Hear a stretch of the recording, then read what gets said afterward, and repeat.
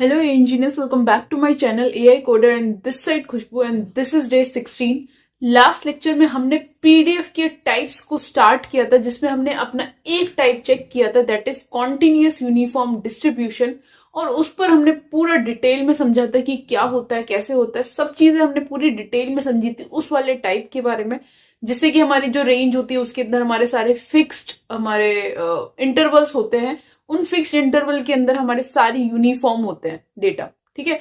और उसके ऊपर हमारी जो भी प्रोबेबिलिटी निकलती है वो एरिया निकलता है, एरिया अंडर कर्व निकलता है, वो सारा हमारा कैसे निकलता है, एग्जिट निकलता है, ठीक है। तो ये सारी चीजें हमने लास्ट लेक्चर में देखी थी। अगर आपको नहीं पता है तो आप जाके वो लास्ट लेक्चर देख सकते हैं।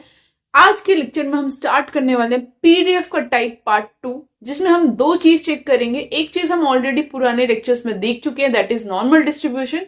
आज हम उसका एक और पार्ट चेक करेंगे दैट इज उसका एक्सटेंडेड वर्जन, या फिर कह सकते हैं हम एक्सटेंडेड भी नहीं बोलते, कुछ अलग, उसका कुछ एक स्पेशल केस जिसको बोलते हैं हम स्टैंडर्ड नॉर्मल डिस्ट्रीब्यूशन, उसके बारे में आज हम पढ़ेंगे, ठीक है। तो एजेंडा क्या है आज हमारा पीडीएफ का टाइप पार्ट 2, जिसमें आज हम दो चीज चेक करने वाले हैं। एक है हमारा नॉर्मल डिस्ट्रीब्यूशन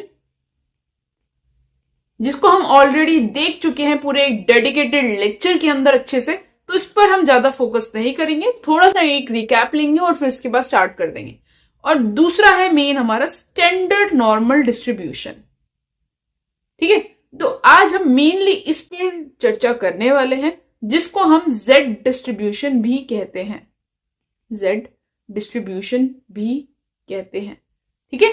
तो ये आज हम दो चीज पढ़ने वाले हैं, नॉर्मल डिस्ट्रीब्यूशन का रिकैप देखेंगे और उसके बाद मेनली इस वाले को पढ़ेंगे, स्टैंडर्ड नॉर्मल डिस्ट्रीब्यूशन को। तो स्टार्ट करते हैं। जैसे कि मैंने बोला कि फटाफट से पीडीएफ समझ लेते हैं एक बारी फिर से। पीडीएफ क्या होता था हमारा? Probability density function, probability density function, जो कि आपका वर्क करता था मेनली किसके ऊपर?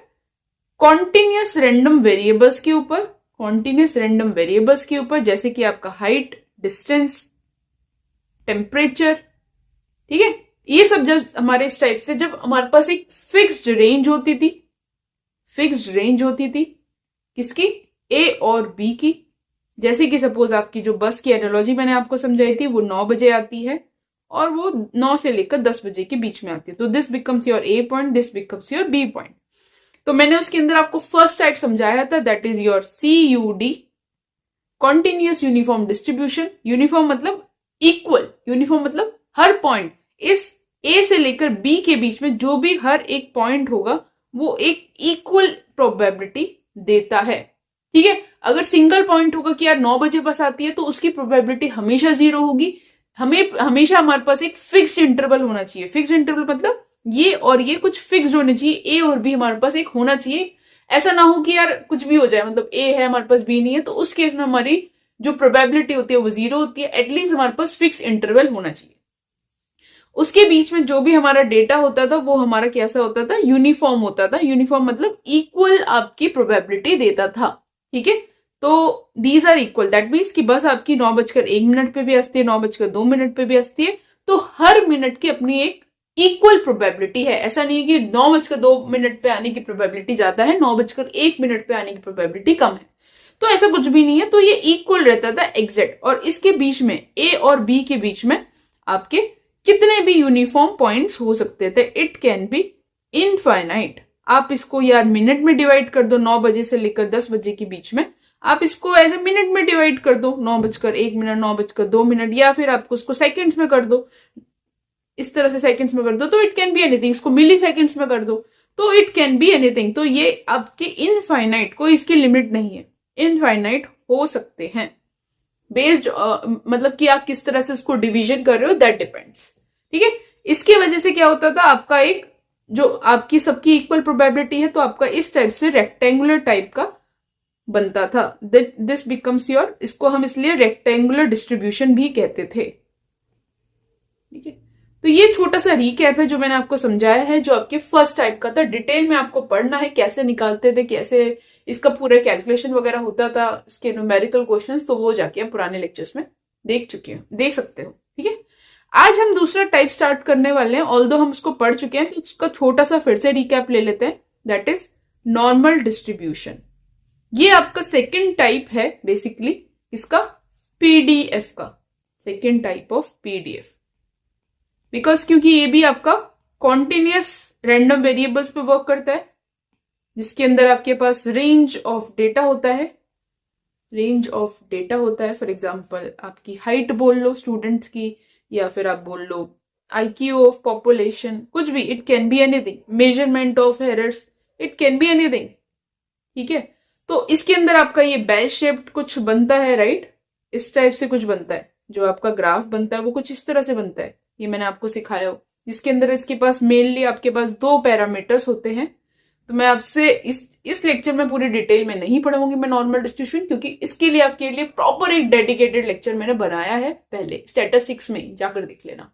ठीक है, 6th या 7th या 8th कुछ ऐसा होगा लेक्चर का नाम। ठीक है, तो नंबरों का इसमें 2 मेन पैरामीटर्स होते हैं, एक होता है आपका म्यू जिसको हम मीन बोलते हैं, और एक होता है आपका स्टैंडर्ड डेविएशन जिसको हम सिग्मा से रिप्रेजेंट करते हैं।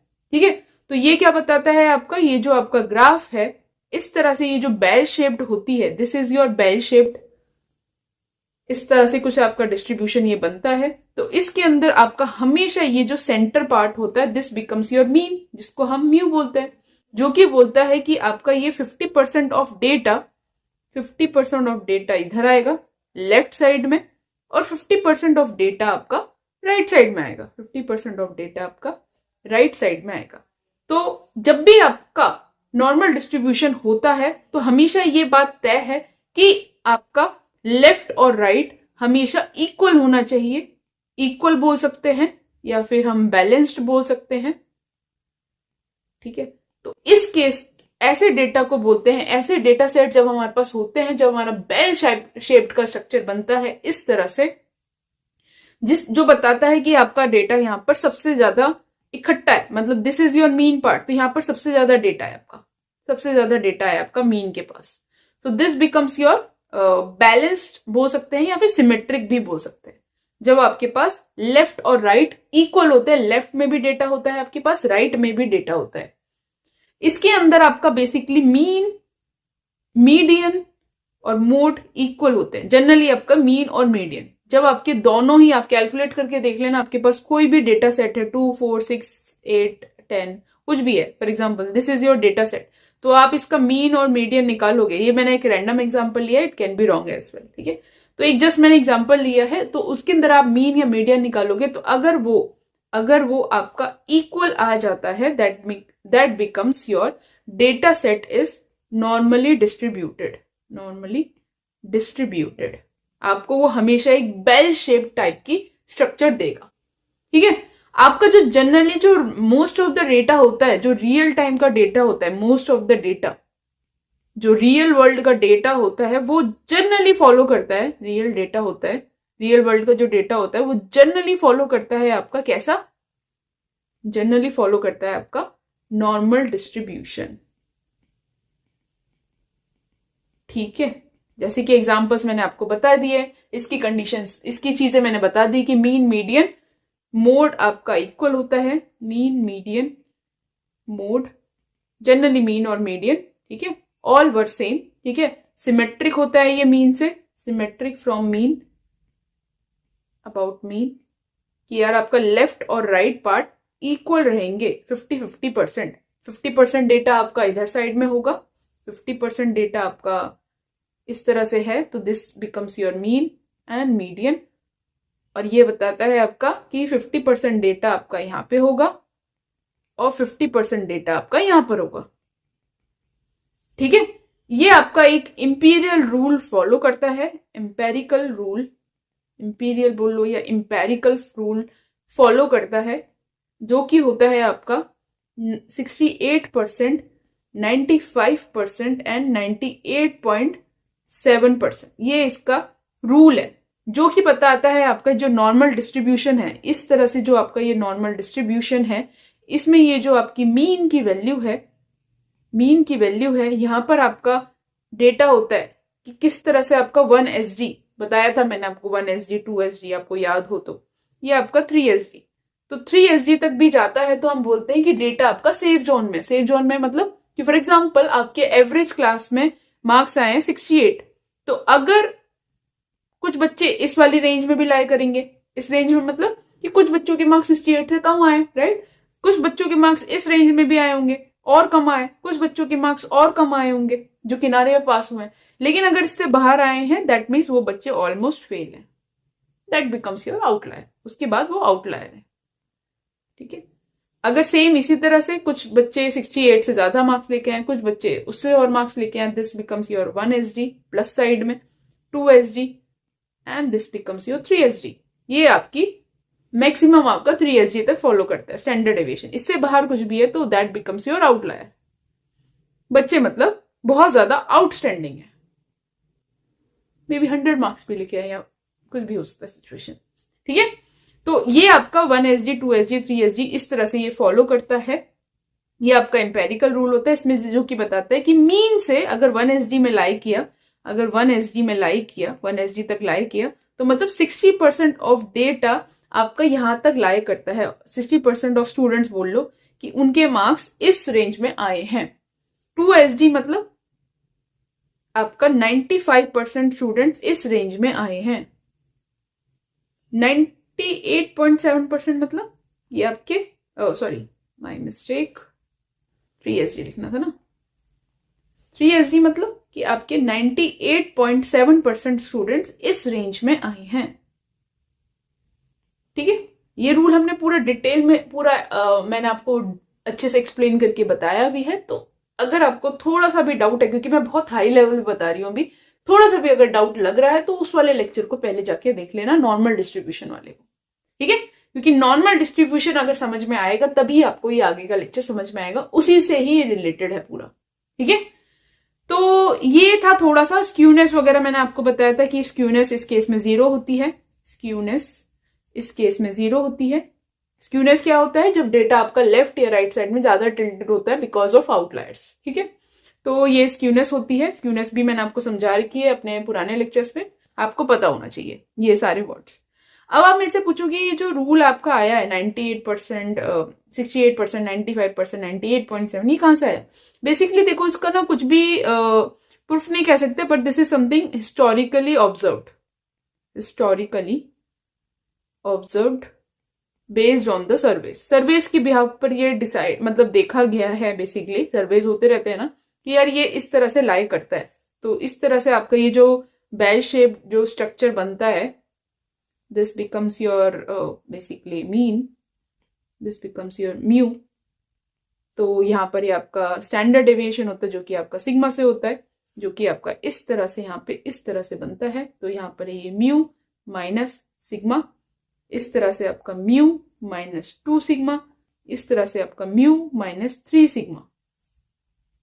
एक नेगेटिव साइड होती है, this is your left side, right. तो ये आपकी कैसी हो गई? नेगेटिव साइड हो गई, और this is your positive side. Graph की 2 साइड्स होते हैं ना, ये हो गई आपकी पॉजिटिव साइड। तो यहां पर आपका क्या होगा? Mu plus sigma, that means your 1 SD। This is your mu plus 2 sigma, 2 SD। Mu plus 3 sigma, that is your 3 SD।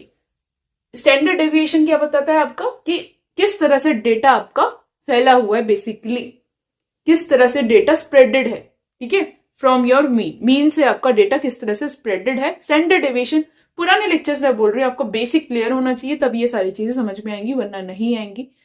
पहले प्री रिक्वेस्ट यही है कि पुराने लेक्चर्स जाके देखो सही से, इसको चीज को समझना है, क्योंकि मैं बहुत हाई लेवल पे बता रही हूँ यहाँ पे, ठीक है।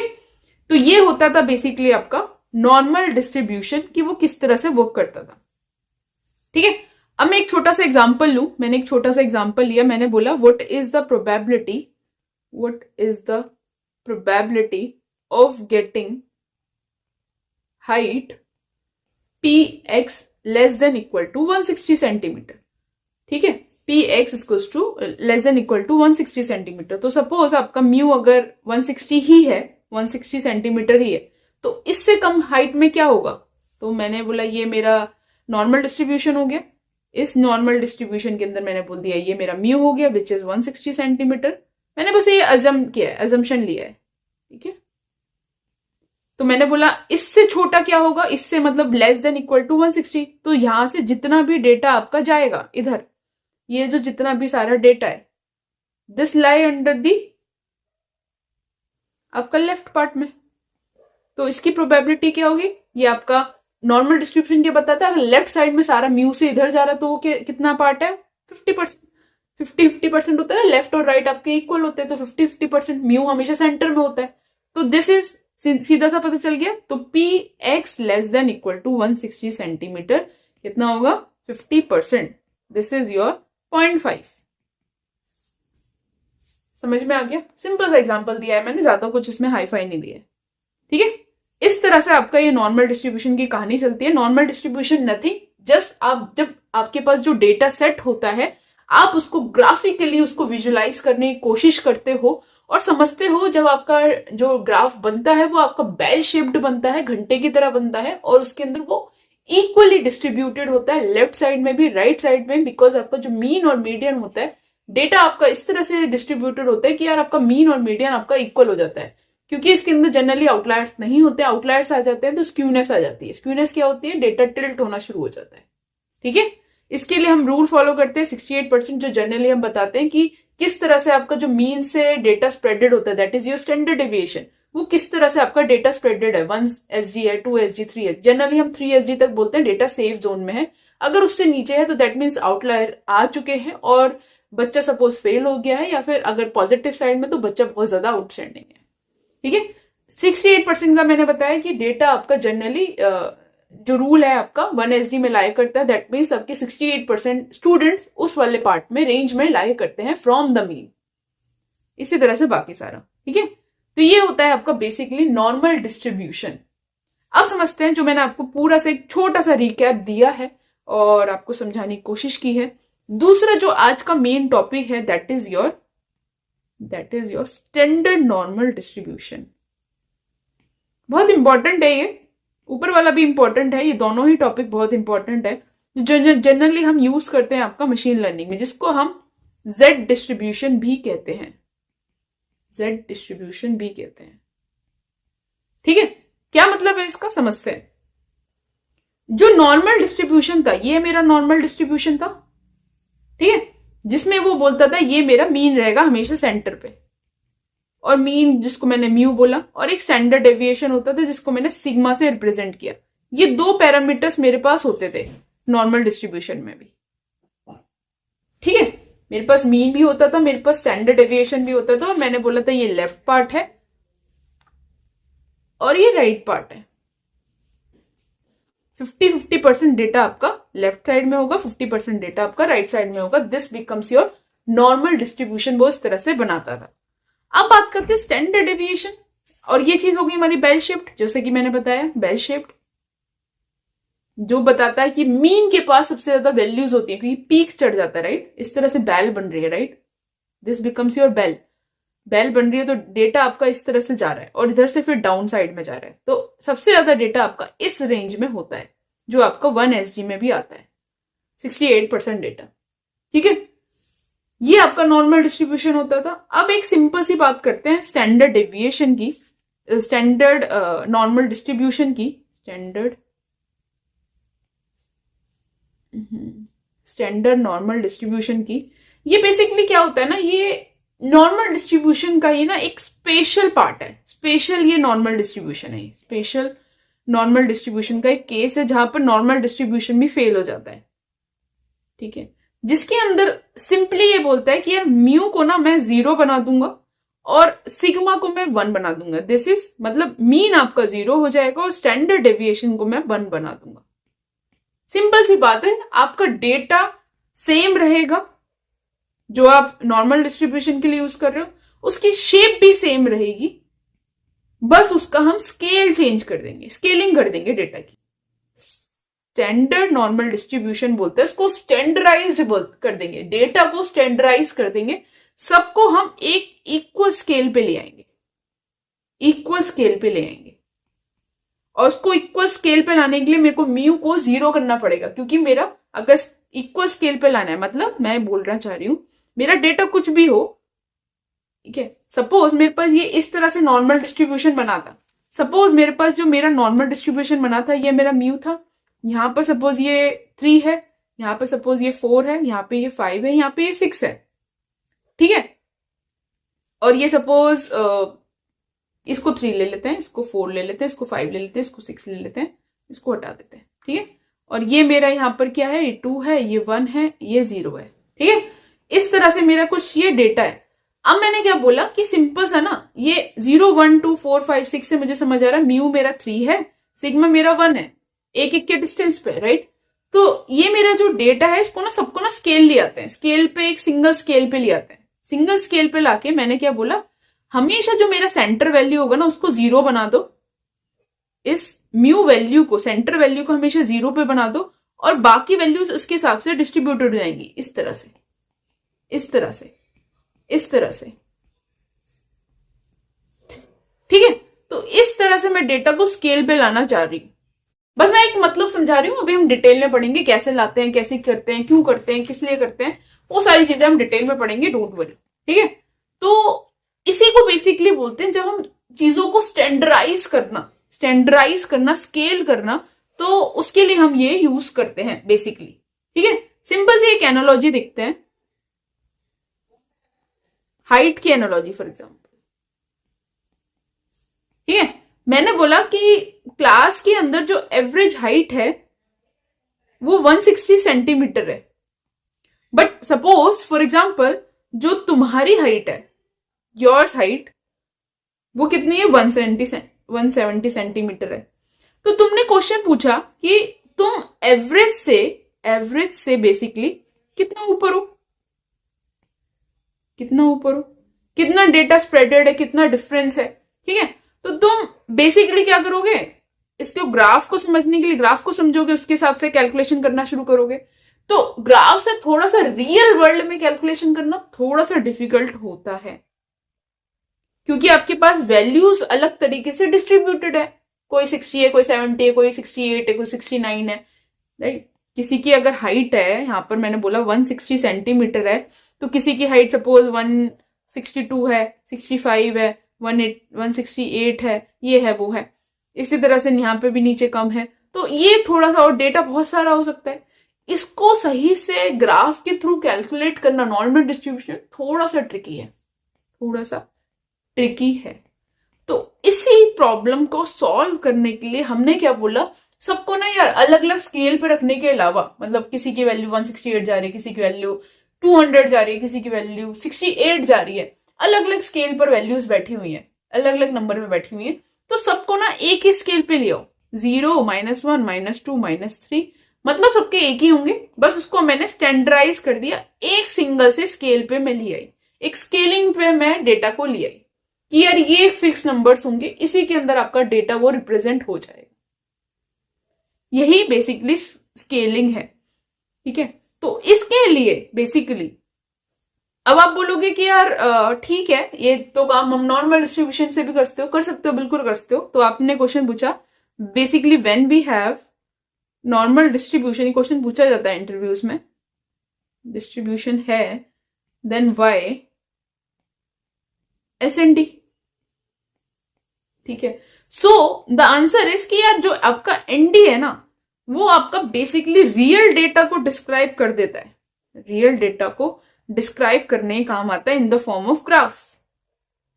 SND in the short form, बहुत शॉर्ट फॉर्म में बता रही हूं मैं, ये आपके कैलकुलेशन को इजी कर देता है,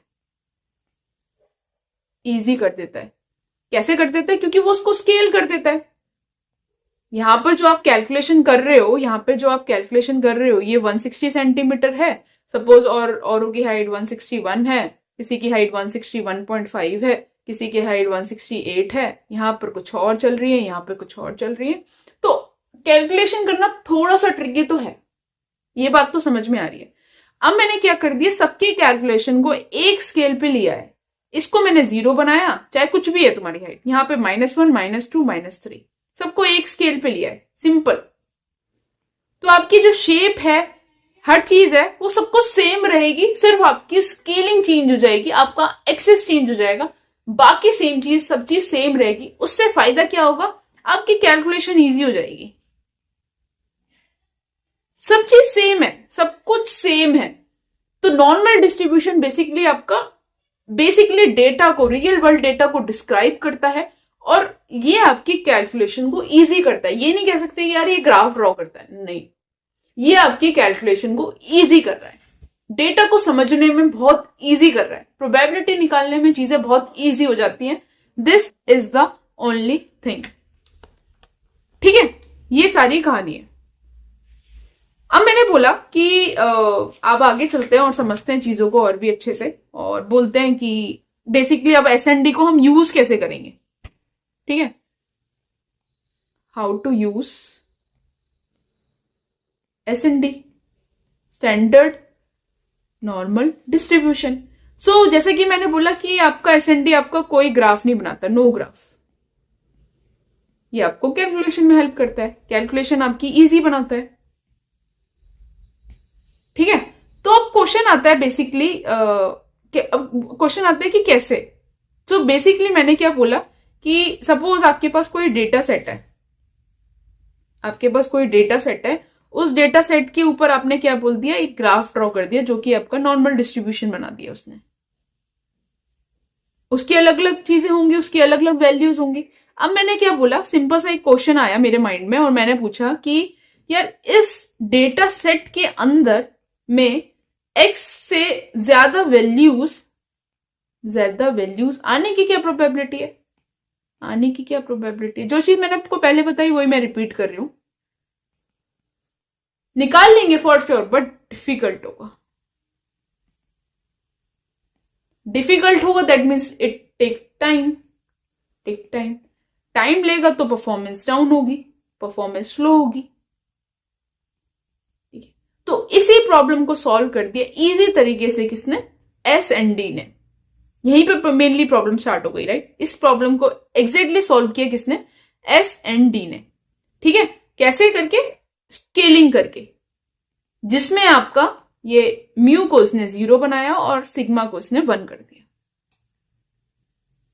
ठीक है, ये सारी बेसिकली कहानी है। डेटा आपका वही का वही रहेगा, डेटा आपका सेम, कि हम डेटा के अंदर कुछ भी चेंज नहीं कर रहे, बस उसको स्केल कर रहे हैं। कैसे कर रहे हैं वो बताएंगे। डेटा आपका सेम रहेगा, शेप भी आपकी सेम रहेगी, बेल शेप्ड ही, बस आपका स्केल चेंज होगा, यूनिट्स चेंज होंगी। ठीक है, तो मैं अगर बोलूं बिफोर और आफ्टर, बिफोर और आफ्टर, तो मैंने बोला सिंपल सा, यहां पर बिफोर 2 एक्सिस थी, कर्व था जो कि नॉर्मल था, यहां पर भी आपकी एक्सिस रहेगी, 2 एक्सिस ही रहेंगी, और यहां पर एक्स एक्सिस रहेगी और जेड एक्सिस रहेगी, यहां पर आपकी एक्स एक्सिस रहेगी और वाई एक्सिस रहेगी। यहां पर कर्व भी आपका कैसे बनेगा, स्टैंडर्ड नॉर्मल बनेगा वही, लेकिन स्टैंडर्ड नॉर्मल बन जाएगा, स्केलिंग वाला, जैसे मैंने बताया था 0, -1, -2, -3। ठीक है, तो सब चीज सेम की सेम रहेगी, कुछ भी डिफरेंस नहीं आएगा, बस स्केलिंग और जिससे चीजें आपकी इजी हो जाएंगी। ठीक है, अब एक और छोटा सा एग्जांपल लेते हैं जिससे कि सारी चीजें एकदम क्रिस्टल क्लियर हो जाएंगी। एक और एग्जांपल लेते हैं। मैंने बोला कि बेसिकली सोचो कि आप एक अलग एग्जाम दे रहे हो, 2 डिफरेंट एग्जाम्स हैं आपने दिए। ठीक है, उन 2 डिफरेंट एग्जाम के अंदर मैंने बोला कि एक हुआ मेरा एग्जाम ए। सोचो इसके अंदर सपोज आपके एवरेज मार्क्स जो आए, दैट इज योर मीन, आपका सपोज 50 आया, और आपका जो स्प्रेडेड था, डेटा किस तरह से स्प्रेड हो रहा है, that is your standard deviation 10। Spreaded मतलब कि एवरेज बच्चों के जो मार्क्स आए वो 50 आए, और डेटा स्प्रेडेड मतलब कि 50 से नीचे भी आ रहे हैं 10, दैट इज 50 - 10 और 50 - 20, 2 SG के लिए, 3 SG के लिए, राइट। और इस तरह से कुछ ज्यादा भी आ रहे हैं, 50 से +10, 50 से +20, 50 से +30, इतने तक डेटा आपका जा रहा है। ठीक है, ये आपका एग्जाम ए का रिजल्ट है। एग्जाम बी की बात करें तो एग्जाम बी की, इसके अंदर आपके एवरेज मार्क्स आए सपोज 60, या 70 ले लो, 70। यहां पर आपने बोला एवरेज मार्क्स कितने आए, 70, और स्प्रेडेड मार्क्स कितने थे, 5 तक जा रहे हैं। ठीक है, अब बात करते हैं योर मार्क्स। आपके कितने मार्क्स आए, आपके आए 60 marks in exam A and 80 marks in exam B. ठीक है, कोई आपसे पूछे कि आपकी परफॉर्मेंस किस में बेटर थी, better performance in which exam, better performance in which exam, तो आप बोलोगे कि यार मेरी एज पर दिस, इसके हिसाब से आप देख के बोलोगे कि 60 मार्क्स आपके एग्जाम ए में आए, 80 मार्क्स आपके एग्जाम बी में आए, तो आप बोलोगे डेफिनेटली एग्जाम बी बेटर रहा। बट ये गलत कंक्लूजन नहीं रहेगा, बट ये रॉन्ग कंक्लूजन नहीं होगा, हो भी सकता है, नहीं भी हो सकता है। आपने तो सिर्फ मार्क्स देख के बताया, बट गलत कंक्लूजन कैसे हो सकता है यार, दोनों एग्जाम्स का डिफिकल्टी लेवल अलग हो सकता है। एग्जाम ए का मे बी थोड़ा सा ज्यादा डिफिकल्ट हो, एग्जाम बी थोड़ा सा इजी हो, राइट, ज्यादा डिफिकल्ट ना हो, डिफिकल्टी लेवल हो सकता है। दोनों का डेटा स्प्रेडेड कि यार मतलब जैसे बच्चों के मार्क्स आ रहे हैं, एवरेज मार्क्स जो थे एग्जाम ई के अंदर 50 थे, डेटा स्प्रेडेड आपका 10 था, मतलब बच्चों के 40 नंबर तक हैं, 50 - 10 इस तरह से तो निकलता है, और भी बच्चों के मार्क्स कम है, तो बच्चों के मार्क्स काफी कम आ रहे हैं, तो दैट मीन ज्यादा डिफिकल्ट है। यहाँ पर बच्चों के मार्क्स 5 तक स्प्रेडेड है, मतलब 70 एवरेज है, 5 मतलब बच्चों के मार्क्स 65 तक आ रहे हैं, 60 तक आ रहे हैं, ऐसे कुछ आ रहे हैं। तो यहां से लग रहा है थोड़ा सा शायद इजी लेवल होगा, तो आप एग्जैक्टली नहीं कहते कि आपके मार्क्स इतने आए तो यार वो एग्जाम इजी था, इट कैन वेरी, तो मे बी शायद कंक्लूजन गलत हो सकता है। तो अब देखते हैं, मैंने अगर बोला एग्जाम ए जिसके अंदर आपका मीन था कितना था मीन, 50, और स्प्रेडेड कितना था, 10 था। ठीक है, तो मैंने बोला कि अगर मैंने बोला ऐसे कितने मार्क्स हैं, मतलब मीन से 10 मार्क्स ऊपर आए, राइट, मीन से बेसिकली मैं अगर बोलूं कि ये जो 10 है, मैं बोलूं कि अगर आपके मार्क्स सपोज 60 आए, तो मीन से कितना आया, 10 आए, 10 मार्क्स ऊपर है, राइट, 10 मार्क्स ऊपर है। अगर मैं सेम चीज एग्जाम बी के लिए बोलूं तो इस तरह से निकालो, तो मैंने बोला म्यू कितना था, 70 था, और सिग्मा कितना था, वहां पर 5 था आई थिंक, यस, और आपके कितने मार्क्स आए, 80 आए, 80 आए थे ना, यस। तो यहां से कितना आपके ऊपर आए मार्क्स, यहां से देखा जाए तो यहां से भी आपके 10 ही ऊपर आए, 10 मार्क्स ऊपर आए। एक तो कंक्लूजन ये निकल गया कि दोनों से मुझे पता चल रहा है कि इसके हिसाब से और इसके हिसाब से आपके इक्वल मार्क्स आ रहे हैं। यहां से मुझे क्या पता चला कि बेसिकली अब मेरा कंक्लूजन फिलहाल के लिए क्या निकला कि यार दोनों सेम परफॉर्मेंस है। अभी तक मैं बी को बेटर बोल रही थी, अभी मुझे क्या पता चला, दोनों ही सेम परफॉर्मेंस है। एग्जाम की स्प्रेडेड के हिसाब से देखा जाए कि एग्जाम ए बी मेरा सेम रहा परफॉर्मेंस वाइज, एग्जाम बी भी रहा, बट जब हमने ऊपर कंक्लूड किया था तो मुझे पता चल रहा था एग्जाम बी है। अब मुझे एटलीस्ट इतना पता चल गया कि दोनों ही मेरे सेम है। अब चेक करते हैं कि यार एसजी चेक करते हैं। मैंने बोला एग्जाम ए के लिए आपका एसजी कितना था, 10 था, डेटा स्प्रेडेड जो हो रहा था 10 था, मतलब तुम मीन से बेसिकली 1 एसजी ऊपर हो। बेसिकली तुम्हारा जो एसजी है वो कितना था, यहां पर आपका मीन कितना था, 50 था, एसजी कितना था, 10 था, आपके कितने 60 हैं, तो 50 + 10 कितना हुआ, 6G, तो आप किस में आ गए, 1 एसजी में से ऊपर हो अप्रोक्स।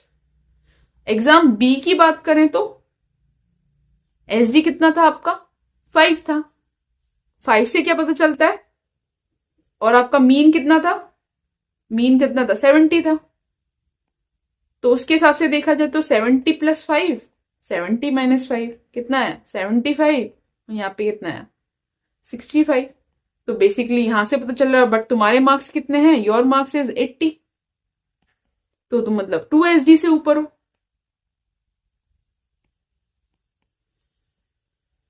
ठीक है, तो this is something you are getting different result.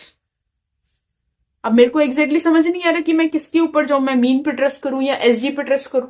ठीक है, तो अब फाइनली निकालते हैं हम, एक होता है हमारा जेड स्कोर। तो जब भी हम अपना स्टैंडर्ड नॉर्मल डिस्ट्रीब्यूशन की बात करते हैं तो वहां पर कॉन्सेप्ट आता है जेड स्कोर का, जो आपको बताता है मीन से आपका एसजी कितना दूर है। ये आपको एग्जैक्ट कैलकुलेशन निकालकर देता है। तो मैंने बोला अब एग्जाम ए के लिए इसको निकालना पड़ेगा, राइट, इसको निकालना सीखना पड़ेगा पहले मुझे। तो इसके लिए हम बेसिकली, वो मैंने अभी आपको नहीं बताया, तो आगे चल के देखते हैं। तो ये जेड स्कोर हम निकालते हैं बेसिकली, जिससे कि मेरे को एग्जैक्टली पता चलता है कि कौन से एग्जाम में आपकी कौन सा आपका बेटर परफॉर्मेंस देता है। ये मैं आपको अभी नहीं बता रही हूं क्योंकि वो जेड स्कोर मैंने अभी आपको अच्छे से एक्सप्लेन नहीं किया, फॉर्मूला वगैरह। ठीक है, तो इससे मुझे पता चलता है ये मेरा अच्छी परफॉर्मेंस दे रहा है। बट आप समझ पा रहे हो राइट कि सिंपल अगर आप डेटा को स्केल नहीं करते हो तो उसकी वजह से आपको कितनी प्रॉब्लम्स आ रही है, राइट। आप अपना खुद का एजम्पशन लगा रहे हो, तो आपने बोला कि एग्जाम भी बेटर है मार्क्स देख के। आपने जब मीन से कैलकुलेट किया तो आपको पता चला कि यार दोनों इक्वल है। जब आपने एसडी कैलकुलेट किया तो आपको फिर से लगा कि एग्जाम बी बेटर है। अब आपको एग्जैक्टली निकालना है कि कौन सा बेटर है सच में। तो आप क्या निकालोगे, सबसे जो बेटर परफॉर्मेंस देगा, क्योंकि वो स्केल्ड वाला होगा, वो क्या कहेगा, आपका जेड स्कोर निकाल। जेड स्कोर आपका जेड डिस्ट्रीब्यूशन के लिए निकाला जाता है। स्कोर कितना आया, कितना मार्क्स है, बेसिकली आपको वो पोजीशन बता देगा एग्जैक्टली। ठीक है, तो अब समझते हैं आगे चीजें। ठीक है, तो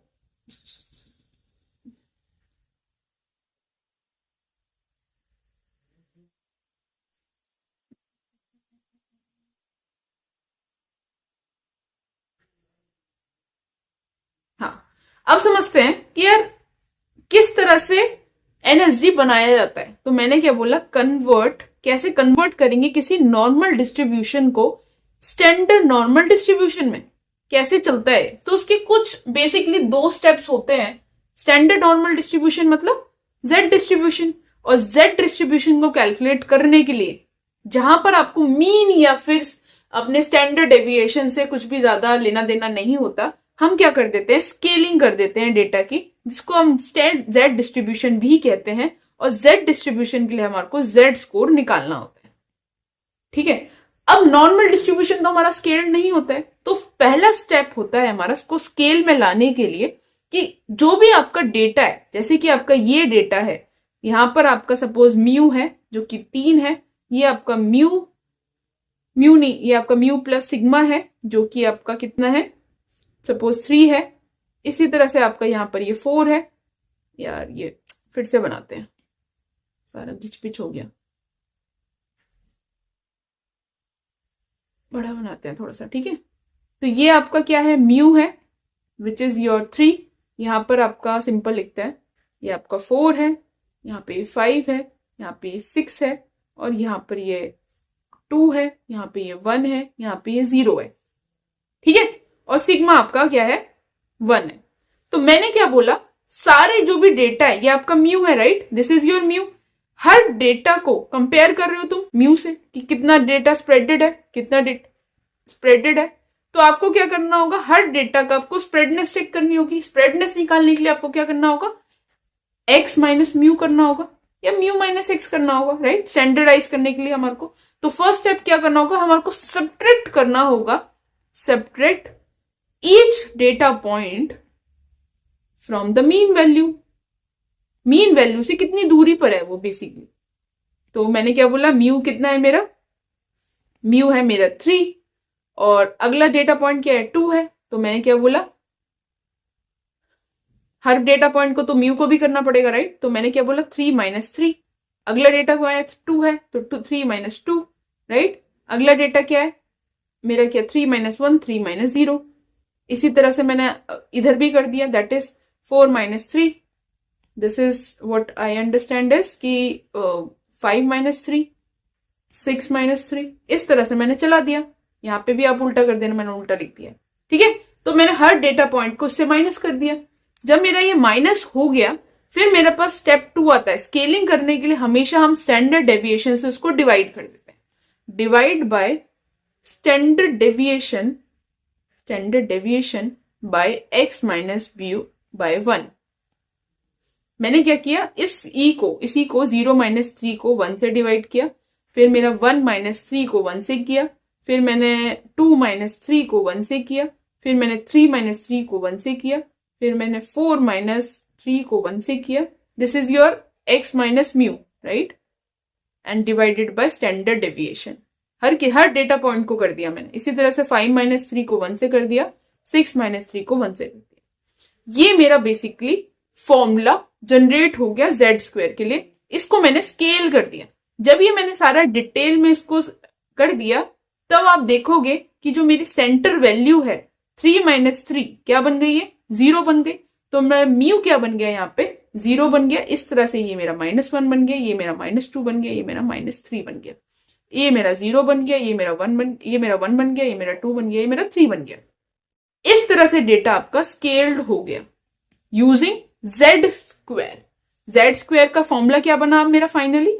यहां पर आप देखोगे मैंने क्या किया, सबसे पहले हर डेटा पॉइंट को मैंने अपनी मीन वैल्यू से माइनस किया, सब्ट्रैक्ट किया, और फिर मैंने सिग्मा से इसको सब्ट्रैक्ट कर दिया, जिससे मेरी क्या हो गई, डेटा की स्केलिंग हो गई। डेटा की स्केलिंग हो गई मतलब डेटा मेरा स्टैंडर्डाइज्ड बन गया। इस तरह से बेसिकली आप किसी भी नॉर्मल डिस्ट्रीब्यूशन, अपने डेटा सेट को आप कन्वर्ट करते हो स्टैंडर्ड नॉर्मल डिस्ट्रीब्यूशन में, उसकी स्केलिंग करते हो, उसको स्टैंडर्डाइज बनाते हो। फर्स्ट स्टेप, हर डेटा पॉइंट को, ईच डेटा पॉइंट को आपको मीन वैल्यू से सब्ट्रैक्ट करना है कि वो कितनी वो वेरिएशन, कितनी वो दूरी पर है। जब आपको एग्जैक्टली उसका डिस्टेंस पता चल जाएगा तो इट बिकम्स इजी, राइट। उसके बाद आपको स्केलिंग करने के लिए, उसको इक्वल लाने के लिए आप क्या करते हो, उसको स्टैंडर्ड डेविएशन से सब्ट्रैक्ट कर दिया। तो ये क्या हो गया, आपका पूरा स्केल्ड बन गया, और आपका मीन वैल्यू क्या बन गया, 0 बन गया, और बाकी वैल्यूज डिवाइड करके देख लो।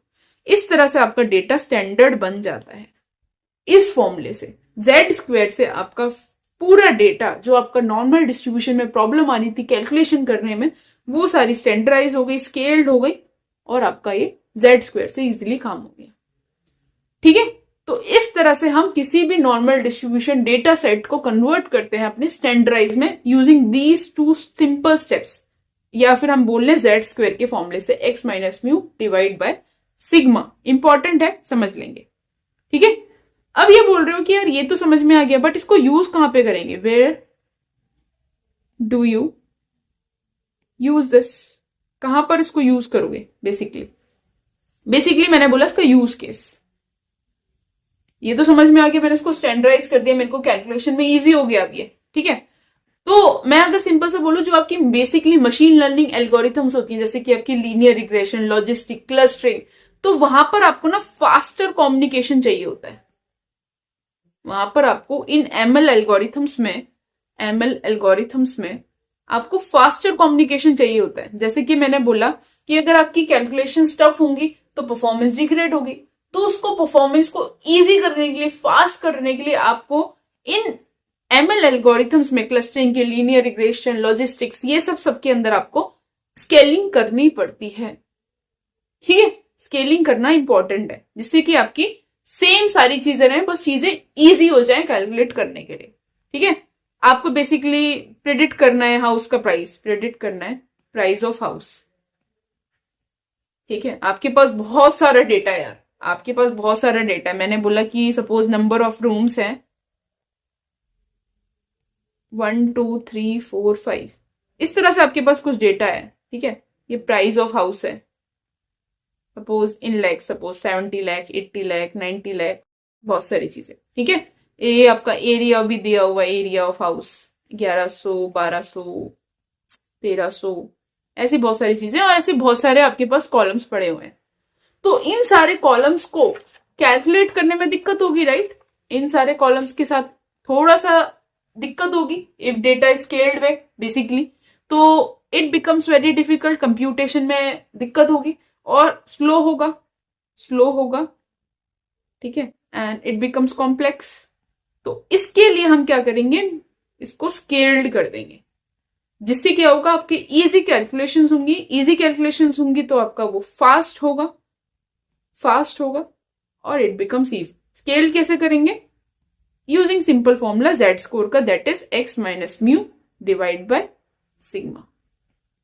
जेड स्कोर निकाल लेंगे और उससे आपका डेटा स्केल्ड हो जाएगा इजिली, आप सारे काम इजिली कर पाओगे। होप दिस इज क्लियर कि इसको क्यों यूज कर रहे हैं, कैसे कर रहे हैं, किस लिए, क्या क्या बेसिकली पर्पस है। चीजों को इजी और फास्ट बनाने का मेन पर्पस है, कॉम्प्लेक्स नहीं करना है हमारे को। इसलिए एक बार इस जेड स्कोर को थोड़ा सा डिटेल में पढ़ लेते हैं और समझते हैं। सो मैंने जैसे कि बताया, जेड स्कोर आपका क्या बताता है, बेसिकली जेड स्कोर आपका बताता है कि कोई वैल्यू एवरेज से कितनी एसडी दूर है। यहां पर अगर कोई वैल्यू है, एवरेज है, ये दिस इज योर एवरेज।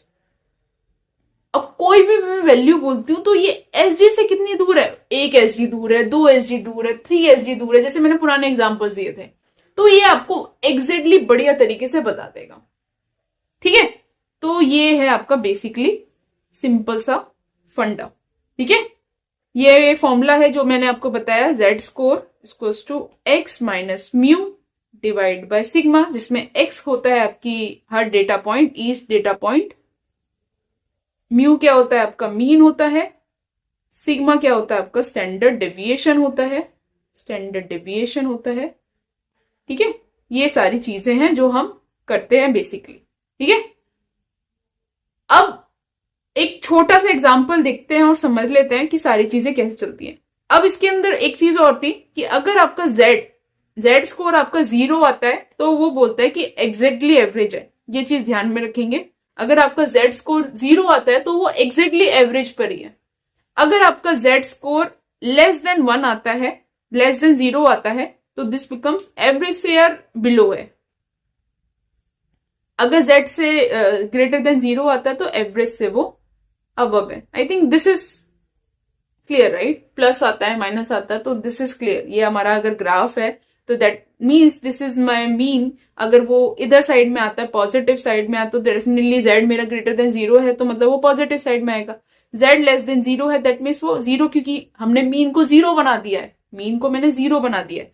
0 आया तो दैट मीन्स वो एग्जैक्टली एवरेज है, वो एग्जैक्टली मेरा एवरेज है। अगर मेरा इधर साइड में लेस देन 0 आता है तो दैट मीन्स वो नेगेटिव साइड में। अगर मेरा ग्रेटर देन 0 आता है दैट मीन्स वो पॉजिटिव साइड में, ठीक है। तो ये चीज समझ में आनी चाहिए, okay. I hope it is clear, okay. अब एक चीज और समझते हैं कि यार ये तो समझ में आ गया कि किस तरह से ये सारी चीजें निकलती हैं। अब एक चीज समझ लेते हैं कि यार प्रोबेबिलिटी कैसे निकलती है इस केस में। हाउ टू फाइंड प्रोबेबिलिटी कैसे निकालेंगे इस केस में। तो सिंपल सा फंडा यार, पहले अपना डेटा को अपना स्केल लेके आओ, स्केल पर लेके आओ, स्केलिंग करो। स्केलिंग के लिए आपको जेड स्कोर निकालना पड़ेगा। जेड स्कोर आपने निकाल लिया, जेड स्कोर निकल गया। इसके बाद आपका कॉन्सेप्ट आता है, उस जेड स्कोर की वैल्यू को आपको स्टैंडर्डाइज्ड फॉर्म मिलती है, दैट इज जेड टेबल, ठीक है। इस वैल्यू को आप जेड टेबल में चेक करो, उससे आपको एग्जैक्टली वो एरिया बता देगा या फिर प्रोबेबिलिटी बता देगा। आपको अगर प्रोबेबिलिटी आइडेंटिफाई करनी है तो आप ये 3 स्टेप कर लो। पहले आप डेटा को स्केल करो using Z square, that is आपको एस एंड डी में लेके आना है उसको। उसके बाद उस जेड स्कोर की वैल्यू को जेड टेबल में जाके देखो, वो जेड टेबल आपको एग्जैक्ट एरिया या प्रोबेबिलिटी बता देगी। आपको कुछ भी करने की जरूरत नहीं, ठीक है। बेसिकली आपका जो जेड टेबल होता है, स्टैंडर्ड नॉर्मल करके नीचे का एरिया जो होता है ना, वो बताता है, ठीक है। तो समझते हैं जेड टेबल को, देखते कैसे हैं। एक बारी सिंपल सा एग्जांपल लेते हैं। सपोज मैंने जेड की वैल्यू ले ली, सपोज मेरा जो जेड स्कोर आया वो सपोज 1.23 आया। जेड ग्रेटर देन 0 है, मतलब डेफिनेटली वो पॉजिटिव साइड में, ठीक है। इसको जेड टेबल में कैसे देखेंगे, इस वैल्यू को समझते हैं। एक बार जेड टेबल की तरफ चलते हैं, फिर यहाँ पर दोबारा स्क्रीन पे आएंगे, डोंट वरी, अगर जरूरत पड़ी तो यहाँ पर चलते हैं, फटाफट से एक बार जेड टेबल निकाल लेते हैं। आप गूगल से भी निकाल सकते हो, यहाँ से भी आप निकाल सकते हो, मैंने आप लोगों के लिए डाउनलोड करके रखी है, तो यहाँ पर भी आप देख सकते हो। ये आपकी बेसिकली एक जेड टेबल है ये, ठीक है। This is your Z table, जो आपको गूगल पे ही मिल जाएगी। Just go and search for Z table, ये आपको जेड टेबल मिल जाएगी, कोई सी भी चेक कर लेना, ठीक है। जेड स्कोर की टेबल है ये। जेड टेबल मतलब बेसिकली आपको एरिया प्रोबेबिलिटी चेक करनी है। तो अब जैसे कि मैंने आपको एग्जांपल दिया था कि सपोज आपका जेड क्या आया, 1.23 आया, 1.23 आया। ये आपको यहाँ पे देखोगे, ये जेड की वैल्यू है, ये उसके कॉलम्स की वैल्यू है, ये आपकी रोज आती है। This becomes your rows, this becomes your rows, ठीक है। तो मैंने क्या बोला, मेरी वैल्यू क्या आई, जेड की वैल्यू 1.23 आई। तो 1.23 के अंदर आप पहले स्टार्टिंग वाली वैल्यू देखोगे, 1.2 के अंदर आप देखोगे लेफ्ट साइड रो के अंदर 1.2 इधर देखोगे आप, इसके अंदर ये पहली वाली फर्स्ट वन लेफ्ट साइड में। तो 1.2 कहां पे आ रहा है, दिस बिकम्स योर 1.2, ठीक है। फर्स्ट आपके कॉलम के अंदर आपकी जो आपकी ये पहली ये जो रोज होती है इसके अंदर, इसके अंदर आप देखोगे तो 1.2 डेसिमल के बाद एक वैल्यू कितनी है, 1.2 और आपकी उसके बाद क्या है 1.23 मतलब 1.23 मतलब 0.003 यहां पर आप देखोगे तो दिस बिकम्स योर, इसका इंटरसेक्शन निकाल लेते हैं। तो इसका इंटरसेक्शन क्या हुआ, ये हुआ, राइट। तो इसका इंटरसेक्शन क्या आया, 0.8907 दैट मीन्स कि आपका 89% डेटा आपका बिलो है जेड स्क्वायर के, जो आपका 1.23 है, ठीक है। ये आपकी बेसिकली प्रोबेबिलिटी हो गई, या फिर आपका एरिया हो गया, जो कि आपको बता दिया इसने सीधा, ठीक है। इस तरह से सिंपल आप स्केलिंग करके अपनी जेड टेबल से सीधा प्रोबेबिलिटी देख सकते हो, आपको कुछ और आइडेंटिफाई करने की जरूरत नहीं है, क्लियर। इसी तरह से अगर आपको कुछ भी जेड स्कोर निकलता है, फॉर एग्जाम्पल आपका निकलता है -2.74, ये अगर आपका निकला तो 2.7 को देख लेते हैं, डेसिमल के बाद एक पॉइंट तक, तो कितना निकला -2.7, ठीक है, और 0.4, राइट। तो -2.74 दैट मीन 0.04 ये हो गया। तो -2.74 को दोनों का इंटरसेक्शन क्या हो गया, ये वाला आ गया 0.031। तो this becomes your probability, clear. यही है सिंपल सा तरीका, इस तरह से आप इजिली अपनी क्यूमुलेटिव प्रोबेबिलिटी निकाल सकते हो बहुत अच्छी तरीके से, ठीक है। ये सारी कहानी है, बेसिकली ज्यादा कुछ नहीं है इसके अंदर। और फटाफट से चलते हैं, इसका एक छोटा सा इम्प्लीमेंटेशन देख लेते हैं। सारा आपको ये वैसे मैन्युअली कुछ नहीं करना होता, बट समझने के लिए आपको पता होना चाहिए। मैंने अभी तक आपको ये बताया कि नॉर्मल डिस्ट्रीब्यूशन आपका बेल शेप्ड होता है, डेटा सेट आपका इजिली आप वेरीफाई विजुअलाइज कर सकते हो, but in terms of calculation थोड़ा सा स्लो हो जाता है, कॉम्प्लेक्स हो जाता है। तो उस ही प्रॉब्लम को सेम स्केल पे लेके आते हैं हम। सेम स्केल पे लाने के लिए हम यूज करते हैं स्टैंडर्ड नॉर्मल डिस्ट्रीब्यूशन। बेसिकली आपको डेटा आपका सेम शेप में रहता है, सेम सब कुछ रहता है, बस आपका वो स्केलिंग करके दे देता है, म्यू को वो 0 बना देता है स्केलिंग करके, जिसके लिए हम जेड स्कोर से निकालते हैं। जेड स्कोर क्या करता है, हर डेटा पॉइंट को अपने मीन से आप सब्ट्रैक्ट करते हो और डिवाइड कर देते हो अपने स्टैंडर्ड डेविएशन, जिससे आपका सारा डेटा स्केल हो जाता है, जिससे आपका जो मीन होता है वो 0 बन जाता है और सिग्मा आपका 1 हो जाता है, ठीक है। सारा डेटा आपका स्केल्ड हो जाता है। जेड स्कोर निकालने के बाद जब जैसे ही जेड स्कोर निकल गया आपका, सीधा जाओ आप जेड टेबल में देखो जाके, और उससे आपको प्रोबेबिलिटी मिल जाती है। इससे आपकी चीजें कैलकुलेशन बहुत ईजी हो जाती है। जो आपके एमएल एल्गोरिथम्स वगैरह है, उससे उसका फास्ट एग्जीक्यूशन होता है, ठीक है। सिंपल सा फटाफट से इसका इम्प्लीमेंटेशन देख लेते हैं, ज्यादा कुछ भी नहीं है। यहां पर मैंने लाइब्रेरीज वगैरह ली है, इसको फटाफट से चला लेते हैं, ठीक है। और फटाफट से यार नॉर्मल डिस्ट्रीब्यूशन देख लेते हैं, ऑलरेडी हम वैसे देख चुके हैं, ठीक है। इसको चलने में थोड़ा टाइम लग रहा है, ओके, चल गया है, ठीक है। ये मैंने थोड़ा सा इसके बारे में लिखा है, वो आप पढ़ सकते हो, it's okay if you want. ये मैंने म्यू लिया है, दैट मीन्स योर मीन, और ये सिग्मा दैट इज 10, कि आपका एवरेज इतना आया है और आपका डेटा स्प्रेडेड है वो 10, दैट इज आपके 1 SG की बात करें तो 50 - 10, 50 + 10, 2 SG की बात करें तो 50 माइनस 2 मल्टीप्लाई 10, 50 प्लस 2 मल्टीप्लाई 10, ठीक है। इसी तरह से 3SG। तो इस तरह से आपका डेटा स्प्रेडेड है, this is your standard deviation, ठीक है। तो ये मैंने 2 पैरामीटर्स ले लिए हैं अभी, और सिंपल सा मैंने नॉर्मल डिस्ट्रीब्यूशन का फॉर्मूला लगाया है यूजिंग फंक्शन, और इसको मैंने इसके अंदर डाल दिया है जिससे कि हमारा नॉर्मल डिस्ट्रीब्यूशन कैलकुलेट हो जाए। यहां से मैंने वैल्यूज कैलकुलेट किए, यहाँ पे मैंने 4 सिग्मा तक कैलकुलेट लिए। जनरली कहीं पे आपको 3 सिग्मा तक 3SG तक सेव वैल्यू बोलता है, कहीं पे ब्लॉक्स में आपको 4SG तक भी बोलता है, ठीक है। तो नॉर्मल सा मैंने ये फंक्शन लगा के आपका म्यू और सिग्मा की पीडीएफ वैल्यूज निकाल ली है। ये आपकी सारी पीडीएफ वैल्यूज निकल गई हैं, ठीक है, जिसमें मैंने आई थिंक 1000 पॉइंट्स लिए, 1000 पॉइंट्स लिए, ठीक है। और उसको मैंने कैलकुलेट करके बेसिकली और इसका ग्राफ ड्रॉ कर दिया, जो नॉर्मली हम ग्राफ ड्रॉ करते हैं यूजिंग आपका plt.plot मैटप्लॉटलिब के थ्रू। तो आप ये देख रहे हो कि हमारी ये नॉर्मल डिस्ट्रीब्यूशन का प्लॉट ड्रॉ हो गया। ये ऑलरेडी मैं सारी चीजें बता चुके हैं, आई डोंट थिंक सो कि मेरे को डिटेल में जाना चाहिए, अननेसेसरी टाइम वेस्ट होगा, ठीक है। अगर मेरे को 2 वैल्यूज के बीच में प्रोबेबिलिटी निकालनी, जैसे कि 40 और 60 के बीच में, तो मेरा AX1 हो गया, AX2 हो गया। तो नॉर्मली आपको एक ट्रैप्स करके आपको एक फंक्शन देता है, और भी है आगे चल के, तो उससे आप इजिली प्रोबेबिलिटी निकाल सकते हो मास्क करके उसको, ठीक है। विजुलाइज कर लो उसको, इससे आपको पता चल जाएगा दोनों के बीच में प्रोबेबिलिटी कितनी है। ये 40 और 60 के बीच में क्या आपका बेसिकली एरिया अंडर नॉर्मल कितना है, मतलब normal curve, this is your normal curve, right. उसके बीच में एरिया कहां पर आपकी सबसे ज्यादा वैल्यूज लाई कर रही है, this is the area where most of the values lies, ठीक है। इससे आप मीन और वेरिएंस भी निकाल सकते हो इफ यू वांट। मीन तो हमें ऑलरेडी पता ही है, राइट। सिग्मा आपका पता होना चाहिए, राइट। वेरिएंस मतलब वेरिएंस अलग होता है, राइट। वेरिएंस क्या होता है आपका, जो आपका सिग्मा होता है स्टैंडर्ड डेविएशन होता है, वो आपका रूट होता है, स्क्वायर रूट होता है। सिग्मा में आपका पावर्स होती है, राइट। तो मैंने क्या किया है, पावर ऑफ 2 सिग्मा की, जिससे कि हमारा रूट हट जाएगा। यही तो होता है फॉर्मूला, बताया था मैंने अच्छे से, ठीक है।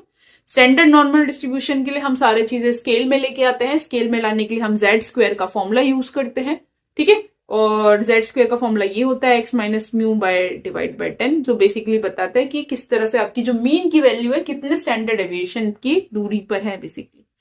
तो सपोज आपकी x की वैल्यू 60 है, म्यू आपका 50 है, सिग्मा आपका 10 है, तो आपने z की वैल्यू निकाल ली, which becomes your z greater than 0, that is 1.0। 1.0 का आप जाकर चेक करोगे z टेबल में, जैसे मैंने नॉर्मली बताया था, देखना। अगर आपको नहीं चेक करना है तो नॉर्मली आपको जैसे कैलकुलेशन करते हो, तो आपने सिंपल सा फॉर्मूला लगाया अपना और इसको कैलकुलेट कर लिया। ये फंक्शन बना के आपने 1000 पॉइंट्स ले लिया और लाइन स्पेस आपने -4 से 4 ले लिया। आपने मतलब बेसिकली आपने इस तरह से ये बनाया, यहाँ पे -4 से लेकर आपने 4 तक ये बना दिया, दिस बिकम्स योर 0, ठीक है। इस तरह से आपने इसके बीच में 1000 डेटा पॉइंट्स ले लिए और इसके बीच में आपने प्रोबेबिलिटी कैलकुलेट कर ली यूजिंग अपनी Z टेबल के थ्रू। तो आपने जब इसको ड्रॉ किया तो this becomes your again the same one. Shape वगैरह आप देख सकते हो कि सारी सब कुछ सेम है, बस ये डेटा आपका स्केल्ड हो गया। यहाँ पर आप 0 आ गया मीन, यहाँ पे -1 -2 -3 -4 1 2 3 4, ठीक है। अब आपने क्या किया, इसका Z एरिया कैलकुलेट करने के लिए आप Z टेबल में जाते हो, जो हमने अभी Z टेबल दिखाई थी। तो ये आप कैलकुलेशन वाइज जाओगे तो यहाँ पे ट्रैप्स करके, अभी वो डेप्लीकेट हो गया है तो ट्रैपजॉइड आप यूज करते हो। तो इस तरह से आप बेसिकली निकालते हो, ठीक है। अब बेसिकली इसका एरिया आपने जो निकल के आया होगा Z टेबल से, जैसे कि मैंने आपको यहाँ पे बताया था, Z टेबल से आपने निकाला होगा, तो उससे आपका यहाँ पे ट्रैप्स के थ्रू इन्होंने निकाल दिया, तो उसको इन्हें विजुलाइज करने के लिए इसको फिल कर दिया। तो यहाँ पे देखोगे जो भी प्रोबेबिलिटी निकली तो डेटा आपका इस बीच में सबसे ज्यादा लाई करता है, ठीक है। ये आपका प्रोबेबिलिटी निकल गई, दिस बिकम्स योर प्रोबेबिलिटी, ठीक है। यहाँ पर आप कंपेयर कर लो इफ यू वांट कि आपका ये नॉर्मल कर्व है, ये आपका स्टैंडर्ड नॉर्मल कर्व है, सेम सा ही है। यहाँ पर बस आपकी ये इस तरह से ही स्टैंडर्डाइज कर देता है, this becomes your standard normal, this becomes your normal. कुछ नहीं है, सिंपल है। सिंपल सी 2 टर्म आपको याद करनी है, कुछ भी नहीं करना है, सिर्फ और सिर्फ 2 टर्म आपको याद में रखनी है। 2 टर्म ये है कि नॉर्मल डिस्ट्रीब्यूशन आपका सबसे इंपॉर्टेंट कॉन्सेप्ट है। नॉर्मल डिस्ट्रीब्यूशन क्या करता है कि आपके डेटा को नॉर्मली डिस्ट्रीब्यूट करता है, बेल शेप्ड देता है, लेफ्ट और राइट आपके इक्वल होते हैं, ठीक है। बट वो कैलकुलेशन करने में, अगर आप प्रोबेबिलिटी निकालने बैठोगे तो कैलकुलेशन करने में थोड़ा सा कॉम्प्लेक्स होता है और स्लो होता है। तो इस प्रॉब्लम को सॉल्व किसने किया तो इस प्रॉब्लम को सॉल्व किसने किया, इसको इजी बनाने के लिए इसको प्रॉब्लम को सॉल्व किया किसने, स्टैंडर्ड नॉर्मल डिस्ट्रीब्यूशन ने इसने क्या किया, सारा जो भी डेटा सेट है उसको सबको उसने स्केल कर दिया, सबको एक ही स्केल पे ले आया, ठीक है, जिससे इसने म्यू की वैल्यू को 0 किया और सिग्मा को इसने 1 कर दिया और सबको इस स्केल पे ले आया, जिससे क्या हुआ, आपकी कैलकुलेशन इजी हो गई, सब चीज सेम रही, सब कुछ बिल्कुल जो नॉर्मल डिस्ट्रीब्यूशन कर रहा था सब चीज सेम रही, बस आपकी चीजें इसने इजी कर दी, कैलकुलेशन इसने इजी कर दी, जिससे आपकी चीजें फास्ट हो गई। कैसे किया, जेड स्कोर निकाला इसने, जेड स्कोर को आपने जेड टेबल में जाके दिखाया, जो जेड टेबल आपको पूरा एग्जैक्टली एरिया बता देती है, प्रोबेबिलिटी बता देती है, बस ये इतनी सी चीज है, ज्यादा कुछ भी नहीं है, ठीक है। वीडियो समझ नहीं आई है, लेक्चर थोड़ा सा ट्रिकी लग रहा है, समझ नहीं आ रहा है, तो एक बार रिपीट करके देख लो, थोड़ा सा कॉम्प्लिकेटेड है टॉपिक, ठीक है। समझाने के लिए भी मेरे को 10 चीज बारी इसमें सोचना पड़ा कि कैसी चीज मैं कहां पर क्या चीज फिट करूं जिससे कि आपको इजिली समझ आ जाए, ठीक है।